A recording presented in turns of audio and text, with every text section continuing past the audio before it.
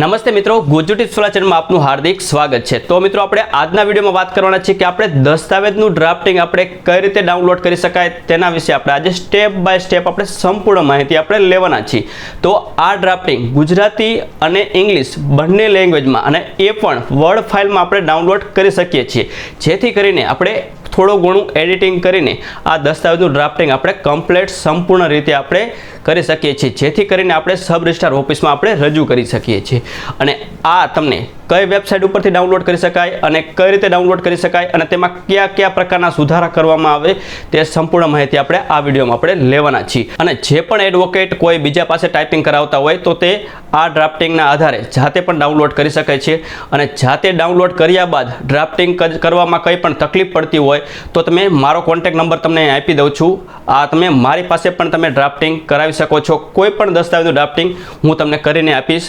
તમે આ નંબર ઉપર સંપૂર્ણ વિગત તમે મોકલી દેજો, હું તમને PDF સ્વરૂપે આ ડ્રાફ્ટિંગ તૈયાર કરીને સંપૂર્ણ વિગત તમને હું આપી દઈશ। અને જો તમે ફ્રીમાં તમે ડાઉનલોડ કરીને તમે જાતે જ તમે ડ્રાફ્ટિંગ તૈયાર કરવા માગતા હોય તો આ વિડીયોમાં મેં સંપૂર્ણ માહિતી મેં તમને આપેલી છે। તો ચલો આપણે કોમ્પ્યુટરની સ્ક્રીન ઉપર આપણે સ્ટેપ બાય સ્ટેપ આપણે સંપૂર્ણ માહિતી આપણે લઈ લઈએ। તો ચલો મિત્રો, આપણે કોમ્પ્યુટરની સ્ક્રીન ઉપર આપણે આવતા રહીએ છીએ। તો સૌથી પહેલાં આપણે કોઈ પણ એક બ્રાઉઝર ખોલી લઈશું। અહીં કોઈપણ બ્રાઉઝર ખોલ્યા બાદ અહીં તમારે સર્ચ બારમાં તમારે ટાઈપ કરવાનું રહેશે garvi.gujarat.gov.in। આ વેબસાઇટ તમારે સર્ચ કરીને તમારે એન્ટર કરી દેવાનું રહેશે। એટલે જે ગુજરાત સરકારની જે ઓફિશિયલ વેબસાઇટ છે ગરવી 2.0 એ તમને આ પ્રકારનું તમને ડેશબોર્ડ તમને જોવા મળશે। તો આ ગરવી વેબસાઇટ ઉપર દસ્તાવેજના લગતા તમામ કામગીરી તમને આમાંથી તમે કરી શકો છો। દસ્તાવેજની તમારે નકલ કાઢવી હોય, ઇન્ડેક્સ સ્ટોરની નકલ કાઢવી હોય કે દસ્તાવેજનું તમારે ટોકન લેવું હોય, તમે કોઈ પણ એપ્લિકેશન આ ગરવી 2.0ની વેબસાઇટ ઉપર જઈને તમે કરી શકો છો। તો તમારે કોઈ પણ દસ્તાવેજનું તમારે ડ્રાફ્ટિંગ કરવું હોય, સેલ ડીડનું ડ્રાફ્ટિંગ કરવું હોય, વેચાણ એટલે કે જે વેચાણ દસ્તાવેજનું ડ્રાફ્ટિંગ કરવું હોય, મોર્ગેજનું ડ્રાફ્ટિંગ કરવું હોય, ભાડાપટ્ટો છે, તો એવા ઘણા બધા તમારે હોય છે। તો એ તમામ પ્રકારના ડ્રાફ્ટિંગ તમે આ ગરવી 2.0ની વેબસાઇટ ઉપરથી તમે મેળવી શકો છો। તો તમારે કઈ જગ્યાએથી તમારે એ ડ્રાફ્ટિંગ તમારે ડાઉનલોડ કરવાનું રહેશે અને એ પણ તમે જે ડ્રાફ્ટિંગ ડાઉનલોડ કરશો એ પણ તમને વર્ડ ફાઇલમાં જોવા મળશે। તેમાંથી તમે થોડા ઘણા સુધારા કરીને તમારા જે લાગુ પડતું હોય એ એડિટ કરીને તમે સબ રજિસ્ટ્રાર સમક્ષ તમે આ ડ્રાફ્ટિંગ કરીને તમે રજૂ કરી શકો છો।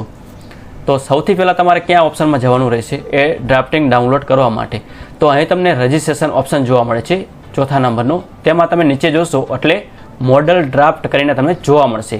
તેના ઉપર તમે ક્લિક કરશો એટલે તમને અહીં જોવા મળશે download model draft by language, English અને ગુજરાતી બંને પ્રકારના તમે ડ્રાફ્ટ તમે ડાઉનલોડ કરી શકો છો।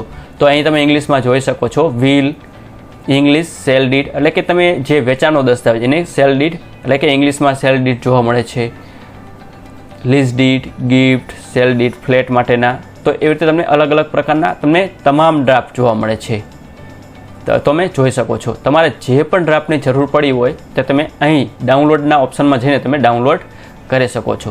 ત્યારબાદ આવે છે અહીં ગુજરાતીમાં। તો તમે જેવું તમે ગુજરાતી ઉપર તમે સિલેક્ટ કરશો એટલે સુધારાના દસ્તાવેજ, વસિયતનામું, વધારાના બોજાના લેખ, ભાડાપટ્ટો છે, બક્ષિસ ખર્ચ, ફાળવણી અને તમારે વેચાણમાં પણ તમને અલગ અલગ આપેલા છે। વેચાણના દસ્તાવેજમાં ખુલ્લા પ્લોટના તમને જોવા મળે છે, ખેતીના પ્લોટના જોવા મળે છે, મુખત્યારનામું જોવા મળે છે, કબજા સાથે અને કબજા વગરનું, જો એ ફ્લેટ અને દુકાનો કે ઓફિસો માટેના વેચાણના દસ્તાવેજમાં જોવા મળે છે, ફારગતી કે છૂટાછેડાના તમને જોવા મળે છે। તો એવા તમને તમામ પ્રકારના તમારે જે લાગુ પડતું હોય, તમારે જે પણ ડ્રાફ્ટિંગ તમારે જોતું હોય એ તમામ તમને અહીં ડ્રાફ્ટિંગ અહીંથી તમને મળી જશે।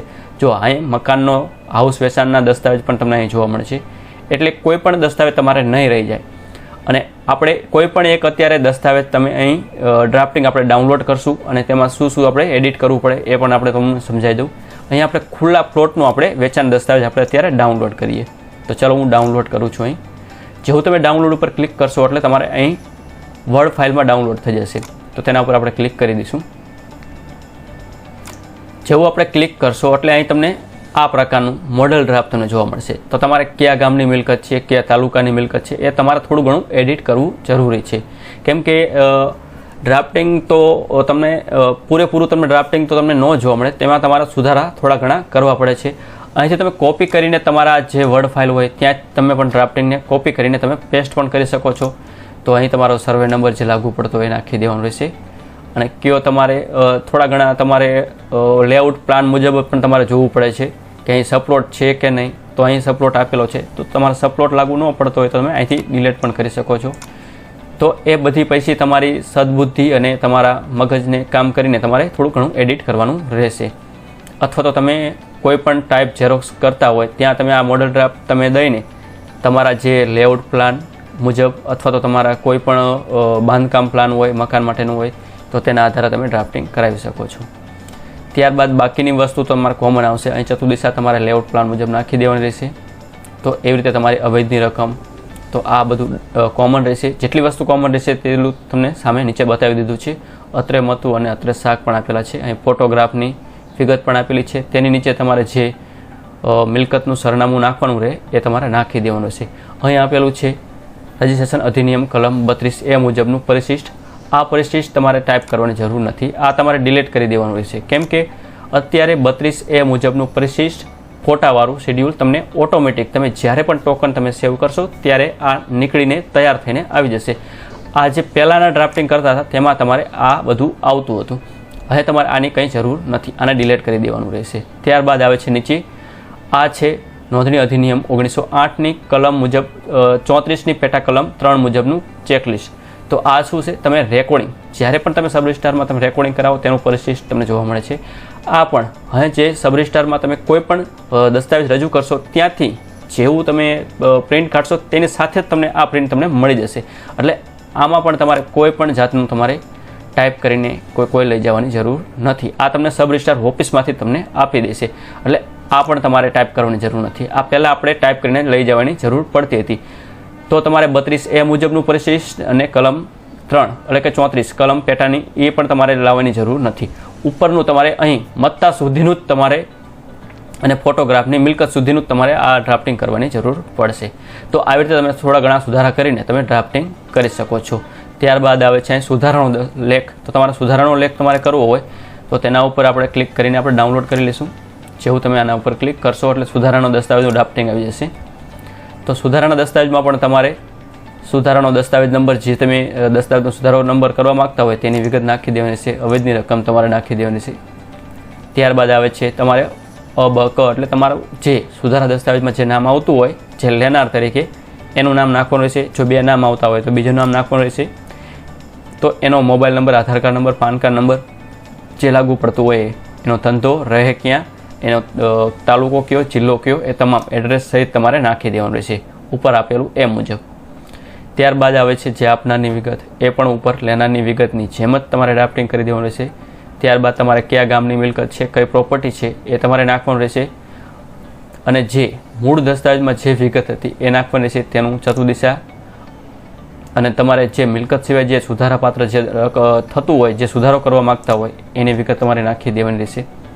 અહીં ઉદાહરણ તરીકે પણ તમને ડ્રાફ્ટિંગ આપેલું છે એ રીતે તમારે કરી લેવાનું છે. ત્યારબાદ આવે છે અત્રે મતું અને અત્રે શાક. ત્યાં સુધી તમારે તમામ ડ્રાફ્ટિંગ તમારે કરી લેવાનું રહેશે સ્થળ અને તારીખ નાખી.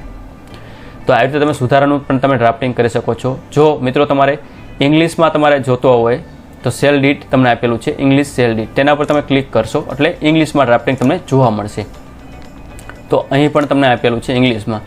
તો અહીં આ ફોટા શેડ્યુલવાળું અત્યારે તમને કોઈ પણ અત્યારે નાખવાની જરૂર નથી. આ તમારે ડિલીટ કરી દેવાનું રહેશે. પહેલાં આપણે ફોટો શેડ્યુલ આપણે ફ્રન્ટ પેજ ઉપર આપણે લગાવતા હતા ફોટો, એની અહીંયા જરૂર નથી. આ તમારે અહીંથી જ ડ્રાફ્ટિંગ કરવાનું જરૂર છે.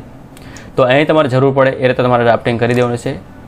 જે વિગત માંગી હોય એ પ્રમાણે તમારે એડિટ કરતું જવાનું રહેશે. તો આવી રીતે તમને ઇંગ્લિશમાં પણ તમને ડ્રાફ્ટિંગ આપેલું જ છે. જેમ આપણે ગુજરાતીમાં ડ્રાફ્ટિંગ જોયું એવી જ રીતે તમને આ ઇંગ્લિશમાં ડ્રાફ્ટિંગ જોવા મળશે. તો આ જે ફોટો શેડ્યુલવાળું એ પણ નીકળી ગયું છે, એ આપણે અંદરથી નીકળી જશે ઓટોમેટિકલી. એની પણ જરૂર નથી. આ રેકોર્ડિંગના પેજની પણ તમારે જરૂર નથી. આ બંને તમારે ડિલીટ કરી દેવાનું રહેશે. તો આવી રીતે તમે ઇંગ્લિશનું ડ્રાફ્ટિંગ પણ તમે જોઈ શકો છો. તો ઘણા બધા મિત્રોને પહેલાં આપણે જે વિડીયો મૂક્યો તેમાં સાઇડ એરર આવતી હતી કે ડાઉનલોડ નહોતું થતું, એવા બધા ઘણા બધા નાના મોટા પ્રોબ્લેમ આવતા હતા.